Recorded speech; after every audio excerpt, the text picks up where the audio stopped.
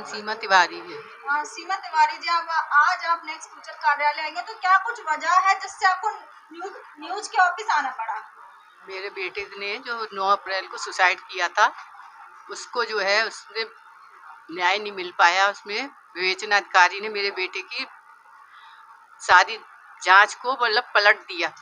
तो मैं जो है अपने बेटे के लिए न्याय चाहती हूँ। विवेचना अधिकारी कौन, तो क्यों जांच को पलटा? आखिर आपके बेटे ने सुसाइड क्यों किया? मेरे बेटे ने सुसाइड एक लड़की के चक्कर में करा। वो लड़की जो है फ्रॉड है, और वो लड़की 4 साल से किसी दूसरे बॉयफ्रेंड मयंक शर्मा जिसका नाम है उसके साथ रहती थी, और उसके साथ उसका अफेयर चल रहा था। उसके बाद मेरे बेटे को उन्होंने नवंबर से बिचपुरी में पढ़ता था। मेरा बेटा मैकेनिकल इंजीनियरिंग कर रहा था और वो कॉलेज में था? RBS बिचपुरी। और मेरे बेटे के वो दूसरी ब्रांच में पढ़ती है, बायोटेक से वो इंजीनियरिंग कर रही है उसी कॉलेज में। उसने जो है उसको 17 नवंबर से उसकी रिकॉर्डिंग जो निकली है फ़ोन की, 17 नवंबर से फर्स्ट टाइम बात हुई है उसकी, और 2-3 महीने में उसने लड़के को मेरे फंसाने प्रेम का नाटक करा। नाटक करने के बाद मेरे बेटे को उनने अपने पूर्व प्रेमी मयंक शर्मा से, और संचित गुप्ता उसका दोस्त है, और एक मयंक का भाई, उससे मारपीट करवाई। मारपीट करवाने के बाद मेरे बेटा इतना हर्ट हो गया और इतना कॉम्प्लिकेशन में चला गया कि उसने एक आत्महत्या करने को मजबूर हो गया मेरा। अच्छा, ये भी कॉलेज स्टूडेंट ही है हाँ, RBS के? मेरा बेटा लास्ट ईयर था, उसका 4th ईयर। आप शासन प्रशासन या बीजेपी सरकार से क्या गुहार लगा रहे हैं? आपको न्याय नहीं मिल रहा है तो क्या कुछ कहना है? मैं यही चाहती हूँ कि मेरा बेटा, अगर अब जब शासन प्रशासन और योगी सरकार, मोदी सरकार जब बेटियों के लिए इतना कानून बना रही है, तो क्या बेटों के लिए कानून नहीं है? अगर इसी सिचुएशन में मेरा बेटा मरा, सिचुएशन में अगर लड़की खत्म होती, तब भी क्या प्रशासन यही करता? जांच ऐसी ही चलती? मेरा बेटा जो खत्म हुआ, क्या बेटे इंसान नहीं है? जिस माँ के औलाद अगर बेटा ही है, तो क्या बेटा औलाद माँ की औलाद नहीं है? बेटी होती अगर मेरी, तब भी मैं करती। तब तो लोग लालटेन मोमबत्ती लेके चलते हैं, और जब बेटे मर रहे हैं, बेटों के लिए कोई प्रशासन से कोई न्याय की गुहार नहीं कर सकता। देखा जाता महिला आयोग भी काफी ऐसे महिलाओं के लिए कानून हाँ, बनाए गए, लेकिन पुरुषों के लिए कोई कानून नहीं है। यही चाहती हूँ, मेरे बेटे के साथ उस लड़की ने जो करा है, आज मेरा घर उजड़ा है, कभी किसी का घर ना उजड़े। मेरे बेटे के साथ आप रोइए नहीं, हम आपकी पूरी हेल्प करेंगे जो हमसे हो सकता है। आपकी नाम अनूप तिवारी है। अनूप तिवारी जी क्या करते हैं? मेरा FMCG का व्यवसाय है। और क्या करते हैं? इसके अलावा भारतीय जनता पार्टी का 30 साल से पुराना कार्यकर्ता रहा हूँ। मैंने युवा मोर्चे का मंडल अध्यक्ष पद भी निभाया है। Bharatiya Janata party main body का भी मंडल अध्यक्ष रहा हूँ। मैं महानगर व्यापार प्रकोष्ठ का महामंत्री भी रहा हूँ महानगर का।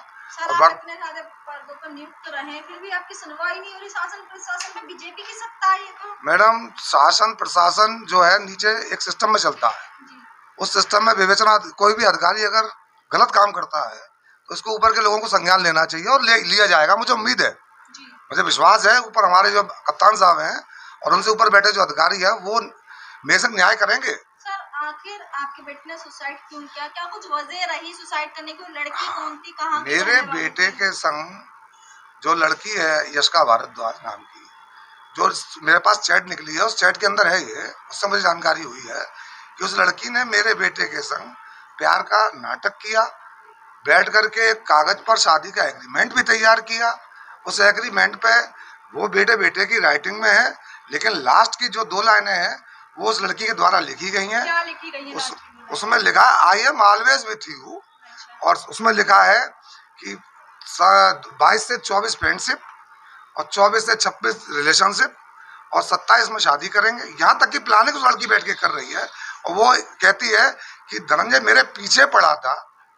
ये बात मेरी समझ में नहीं आ रही है। लड़की द्वारा कहानी रचाई गई है? बिल्कुल, लड़की द्वारा कहानी रचाई गई है।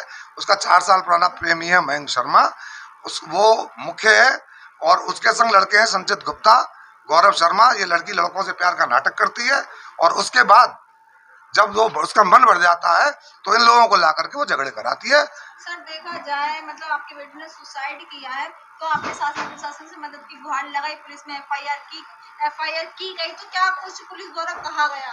पुलिस ने सबसे पहले जब FIR की गई तो 306 में मुकदमा दर्ज किया। जब 306 में मुकदमा दर्ज किया है मैडम, तो 306 की विवेचना होनी चाहिए ना। विवेचक महोदय 306 को 323 में कन्वर्ट करना जानते हैं।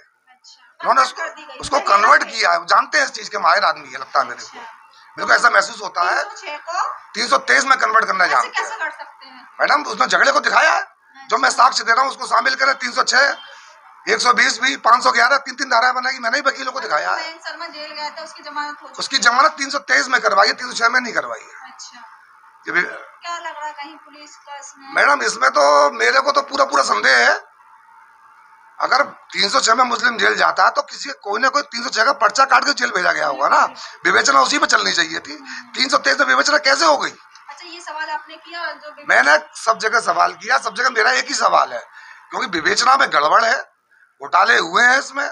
मैं चाहता हूं अपने माननीय कप्तान साहब से, आपने एडीजी साहब से और शासन प्रशासन से इसकी पुनः विवेचना कराई जाए, जिससे कि मेरे बेटे को न्याय मिल सके और आरोपी सब जेल में हो। आप क्या मैसेज देना चाहते हैं? ऐसी कुछ लड़कियां हैं जो लड़कों को प्रेम जाल में फंसाकर धोखा देती हैं, या लड़के सुसाइड कर लेते हैं डिप्रेशन में आकर, तो क्या कुछ कहना है जो आपके बेटे के साथ हुआ वो किसी और के साथ ना हो? मैं आपसे ये कह रहा हूँ कि मैं हर बेटी को गलत नहीं मानता जी। लगभग सब बेटियां अच्छी हैं। कुछ चंद लोग तालाब को गंदा करते हैं, मछलियां जो होती हैं, कुछ चंद मछलियां तालाब को गंदा करती हैं, वो वाला माहौल चल रहा है। अपने एटीट्यूड के आगे सामने वाले के एटीट्यूड को समझा नहीं जाता है। वो लड़के डिप्रेशन में आ जाते हैं, झगड़े होते हैं, झगड़े कराती हैं अपने काम। मैं ज्यादा बोलूंगा नहीं इस विषय पे, क्योंकि मैं नहीं चाहता किसी का अपमान हो, लेकिन मेरे बेटे को न्याय मिले, मैं ये भी चाहता हूँ। ठीक है सर, जो सूबे के मुख्यमंत्री हैं योगी आदित्यनाथ काफी सतर्क हैं, तो क्या कुछ कहना है? मैं आप लोगों के माध्यम से, अभी मैं डायरेक्ट मिल नहीं सका हूँ, लेकिन जाऊंगा, अगर मेरे को जरूरत पड़ी तो वहां भी जाऊंगा। वैसे मुझे अपने कप्तान साहब पे बहुत विश्वास है, इनका बहुत नाम सुना है मैंने अखबार में भी पढ़ा, जिस दिन ये आए थे मैंने अखबार में पढ़ा कि बहुत ईमानदार अच्छे अधिकारी हैं, वो मेरे संग न्याय करेंगे। इसी उम्मीद के साथ मैं बिना राजनीतिक पार्टी के, बिना किसी के अकेले मिलने गया था, लेकिन अभी तक मेरे संग कार्रवाई नहीं हुई। हो सकता है वो अंदरूनी कार्रवाई कर रहे हो, ऐसा नहीं है मैं उन पर आरोप लगा रहा हूँ, हो सकता है वो अंदरूनी कार्रवाई कर रहे हो, लेकिन मुझे जिस दिन न्याय मिलेगा मैं मानूंगा इस चीज को कि यहाँ साहब प्रभाकर चौधरी जी, माननीय प्रभाकर चौधरी जी हमारे अच्छे कप्तानों में साबित होंगे। और योगी जी सरकार से मुझे उम्मीद है, मैं जाऊंगा लखनऊ तक, छोड़ूंगा नहीं बेटा अपने बेटे के न्याय के लिए, चाहे मेरा जीवन खत्म हो जाए। तो मेरा जीवन तो मेरे बेटे के संग खत्म हो गया, लेकिन अब मैं उसको न्याय दिलाने के लिए अपना जीवन दांव पे लगा दूंगा।